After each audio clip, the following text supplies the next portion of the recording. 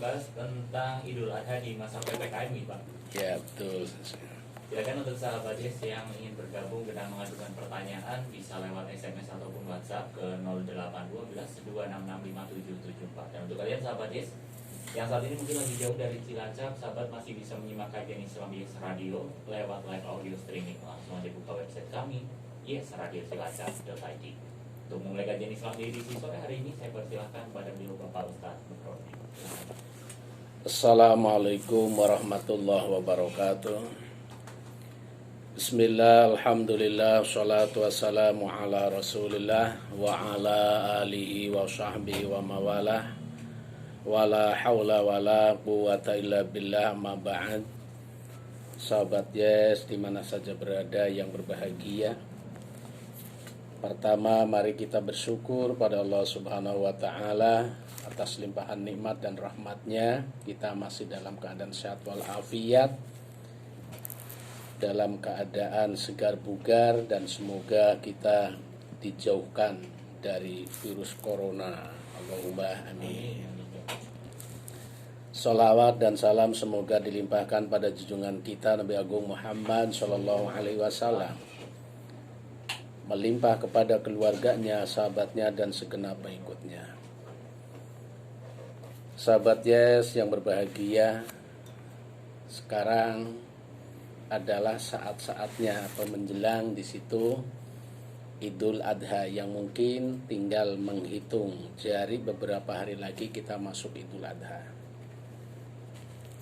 Idul Adha adalah suatu kegiatan rutinitas ibadah kita yang sifatnya tahunan, dilaksanakan setahun sekali.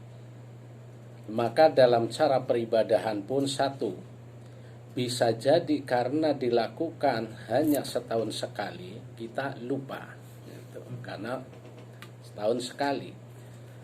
Dan bisa jadi karena diadakan setahun sekali maka orang tersebut lebih memperhatikan. Karena apa? Setahun sekali, jauh-jauh itu sudah diingat, berbeda dengan ibadah yang harian seperti ibadah mingguan atau di sini seperti contoh Jumatan. Karena Jumat dilakukan seminggu sekali, itu kadang-kadang tidak terpikirkan, tidak diingat-ingat. Tahu-tahu loh sekarang hari Jumat lah. Karena apa? Saking seringnya. Apalagi yang sifat ibadah harian, melaksanakan sholat 5 waktu, sama sekali kebiasaan yang biasa dilaksanakan seolah-olah tidak begitu dipikirkan karena sudah terbiasa. Baiklah, sholat Idul Adha atau di sini Idul Adha, yaitu Aid itu artinya kembali, Adha itu artinya memotong, yakni memotong binatang, yang dilaksanakan setahun sekali setiap tanggal 10 bulan Dzul Hijjah. Kalau orang Jawa mengatakan bilang bulan haji, karena bulan itu musim umat Islam melaksanakan ibadah haji. Ini dilaksanakan setahun sekali. Maka ketika ibadah sedemikian ini sifatnya jarang dilakukan, itu biasanya meriah. Itu dilakukan dengan secara meriah, baik di masjid-masjid, di musola, itu suasananya itu hangat, suasananya itu yang menyentuh hati. Karena malamnya itu dianjurkan, disunatkan untuk memperbanyak takbir. Sebelumnya sudah diawali dengan puasa sunnah tanggal 8 dengan tanggal 9. Pertama yaitu kesunatan di tanggal 10 bulan Dzul Hijjah atau Idul Adha. Sebelum dilaksanakan tersebut itu disunatkan untuk melakukan puasa yang disebut dengan puasa Tarwiyah dan puasa Arafah. Puasa Tarwiyah yakni pada tanggal 8 bulan Dzul Hijjah, puasa Arafah tanggal 9 bulan Dzul Hijjah, di mana jamaah haji saat itu sedang wukuf di padang Arafah, maka disebut puasa Arafah. Kenapa di sini kok disunatkan untuk berpuasa bagi yang tidak melaksanakan ibadah haji? Kalau yang haji tidak disunatkan. Karena apa? Saat itu adalah sedang melaksanakan puncaknya haji. Puncaknya haji itu ada di Arafah. Saat yang paling berat itu saat ada di Arafah. Maka yang saat itu tidak haji, tidak wukuf, maka disunatkan, dianjurkan untuk melakukan ibadah puasa.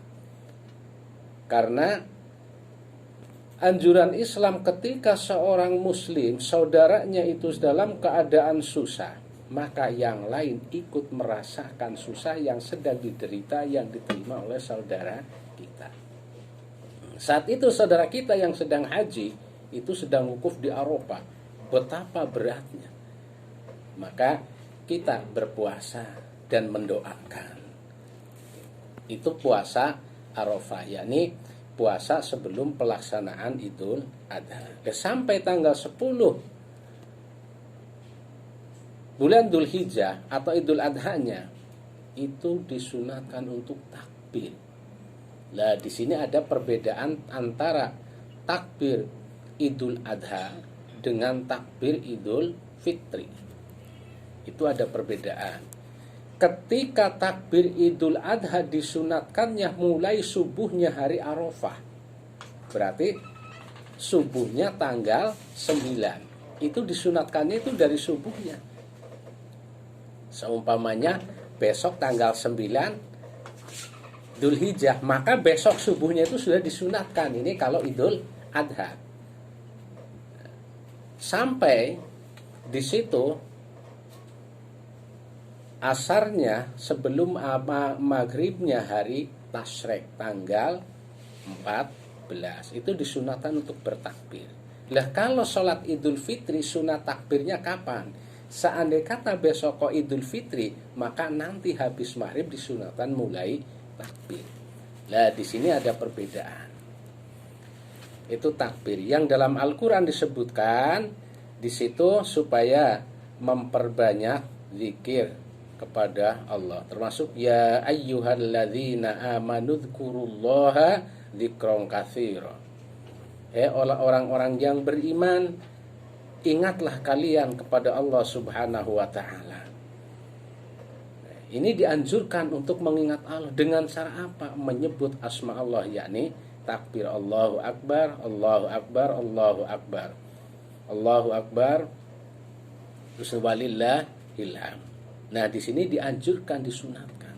Ya walaupun suasana Idul Adha saat ini yang tinggal beberapa hari, mungkin suasananya tidak seperti Idul Adha tahun-tahun yang lalu. Sekarang mungkin agak terbatas. Maka ada aturan PPKM, pembatasan kegiatan masyarakat. Jadi segala kegiatan yang ada di masyarakat itu dibatasi. Tidak bebas seperti tahun-tahun dulu. Kenapa kok sekarang ada seperti ini?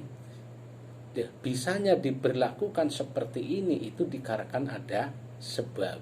Kalau tidak ada sebab, ya tidak mungkin berlaku seperti ini. Sebabnya apa? Kalau dalam hukum kaidah fikih itu ilatnya apa kok ada PPKM? Ya karena ada wabah, karena ada virus. Dan kita selaku orang Islam,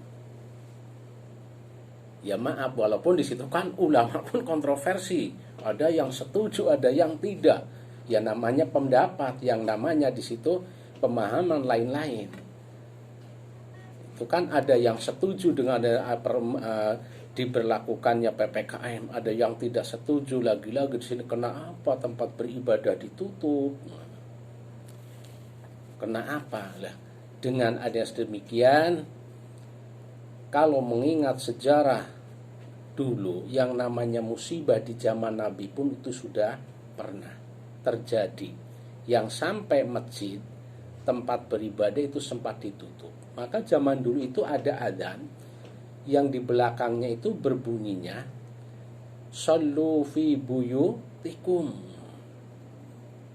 Itu kalau adzan itu di belakangnya ada kalimat itu, sholatlah kalian semua di rumahmu. Setelah ditelusuri, bunyi kalimat adzan seperti ini dulu berlaku ketika ada musibah. Itu sudah pernah di zaman dulu itu masjid tutup. Yang muadzin itu menyerukan, sholatlah kalian semua di rumahmu, tidak mengajak di masjid, tapi supaya sholat di rumah. Ya mungkin kemarin saat pandemi yang awal itu kan mungkin di masjid-masjid sebagian ada yang adanya itu ditambah demikian. Jadi sholatlah kalian semua di rumahmu. Ini sebab dikarenakan apa? Kok di situ berbunyi kayak gini? Dikarenakan di situ ada musibah yang seandainya kata tetap dilaksanakan kumpul orang banyak, itu bisa menimbulkan penularan wabah tersebut. Ya, zaman dulu pun yang namanya isolasi itu sudah pernah ada isolasi orang yang kena penyakit, yang kalau orang tersebut bergaul kumpul dengan orang banyak itu bisa menular, maka isolasinya. Ya sebenarnya ya banyak orang-orang pintar mengatakan yang namanya wabah seperti ini, corona dan sebagainya, itu kan zaman dulu pun sudah ada namanya. Itu sudah ada. Dan zaman dulu pun di situ yang namanya wabah sudah ada, hanya saja mungkin namanya yang beda dan jenis yang berbeda. Bahkan dulu itu lebih parah daripada sekarang. Ya mungkin di sini pun di situ ada yang setuju, ada yang tidak. Namun bagi kita alangkah indahnya andai kata kita mengikuti aturan pemerintah yang sudah ditentukan. Toh semuanya itu bahwa kita orang bawah mengikuti saja apa yang di atas. Karena di sana mengenai masalah hukum apapun sudah diperhitungkan. Yang memutuskan juga bukan orang-orang seperti kita. Yakin beliau berpengalaman, baik ilmu agamanya maupun di situ pertimbangan medis dan lain sebagainya. Mungkin tidak seperti tahun-tahun yang lalu dikarenakan ada sesuatu. Bukan berarti di situ melarang, tapi tidak. Sesuai anjurannya silahkan.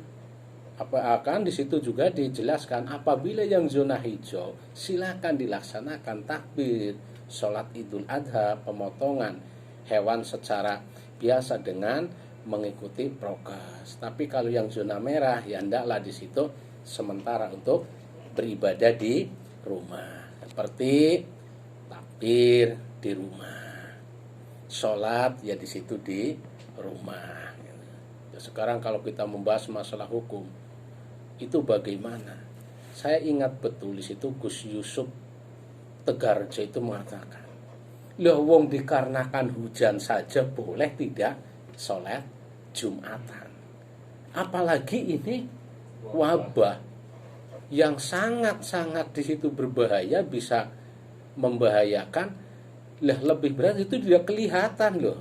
Kalau memang kelihatan mungkin bisa ini kan tidak bisa tidak kelihatan ya.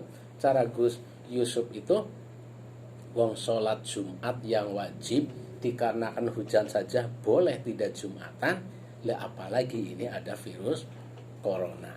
Lah apalagi sholat Idul Adha itu yang sifatnya sunnah. Sunnah itu kan ya bukan berarti mengecilkan, itu bukan. Jadi untuk perbandingan. Jadi mungkin tidak sama, kita pun bagaimana sih kalau tetap berzikir walaupun berada di rumah. Dianjurkan untuk berdoa, bertasbih, bertakbir, tahmid dan lain sebagainya di masa-masa di situ Idul Fitri dan di saat-saat dianjurkannya untuk bertakbir. Lah mungkin kok tidak semeriah tahun-tahun sebelumnya. Ya mungkin kita kembalinya kepada nikmat yang diberikan oleh Allah kepada kita. Yang seperti ini, yang terbatas dengan yang tidak terbatas dalam arti bebas, kan lebih seringan yang secara bebas. Gini kan ya idep-idep nggak tahu-tahu biar pernah ngalami, tidak hanya sekedar cerita-cerita di zaman Nabi. Kita bisa mengalami secara langsung. Ya mungkin sementara itu yang dapat saya sampaikan, saya kembalikan. Terima kasih Pak Ustadz. Dan sahabat Yes yang sudah ikut bertanya, insya Allah nanti akan dijawab setelah jeda pariwara berikut. Jadi jangan kemana-mana, tetap di kajian Islam